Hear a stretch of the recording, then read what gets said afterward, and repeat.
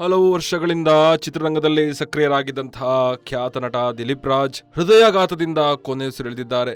ಮನೆಯಲ್ಲೇ ದಿಲೀಪ್ ರಾಜ್ ಅವರಿಗೆ heart attack ಆಗಿತ್ತು. ಕೂಡಲೇ ಅವರನ್ನ ಆಸ್ಪತ್ರೆಗೆ ಕರೆದುಕೊಂಡು ಹೋದ್ರು. ಆದರೆ ಚಿಕಿತ್ಸೆ ಫಲಿಸದೆ ಸಾವನ್ನಪ್ಪಿದ್ದಾರೆ. ದಿಲೀಪ್ ರಾಜ್ ನಿಧನಕ್ಕೆ ಚಿತ್ರರಂಗದ ಅನೇಕರು ಹಾಗೂ ಅಭಿಮಾನಿಗಳು ಕಂಬನಿ ಮಿಡಿಯುತ್ತಿದ್ದಾರೆ.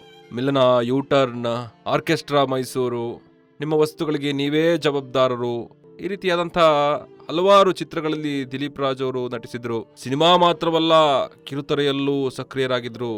ಹಿಟ್ಲರ್ ಕಲ್ಯಾಣ ಧಾರಾವಾಹಿಗಳಲ್ಲಿ ಅವರು ನಟಿಸಿದ್ರು. ಆಮೇಲೆ ಪಾರು, ನಾನಿನ್ನ ಬಿಡಲಾರೆ, ಈ ರೀತಿಯಾದಂತಹ ಧಾರಾವಾಹಿಗಳನ್ನ ನಿರ್ಮಾಣ ಕೂಡ ಮಾಡಿದ್ರು. ದಿಲೀಪ್ ರಾಜ್ ನಿಧನಕ್ಕೆ ಹಿರಿಯ ನಟ ದೊಡ್ಡಣ್ಣ ಕೂಡ ಸಂತಾಪ ಸೂಚಿಸಿದ್ದಾರೆ. ದಿಲೀಪ್ ರಾಜ್ ತಂದೆ ಎಚ್.ಎಂ. ಶಿವರುದ್ರಪ್ಪ ಮೂಲತಃ ಅರಸೀಕೆರೆಯವರು. ನಮ್ಮ ಅಣ್ಣ ಹಾಗೂ ಅವರು ಒಟ್ಟಿಗೆ ಓದಿದವರು. ದಿಲೀಪ್ ರಾಜ್ ನಿಧನದ ಸುದ್ದಿ ತಿಳಿದು ನನಗೆ ಬಹಳ ಶಾಕ್ ಆಯ್ತು. ಉರಿತಾ ಇದೆ, ಅವರು ನಮ್ಮ ಮಕ್ಕಳ ರೀತಿ ಇದ್ರು ಅಂತ ನಟ ದೊಡ್ಡಣ್ಣ ಕೂಡ ಆಳದನ್ನ ತೋಡ್ಕೊಂಡಿದ್ದಾರೆ.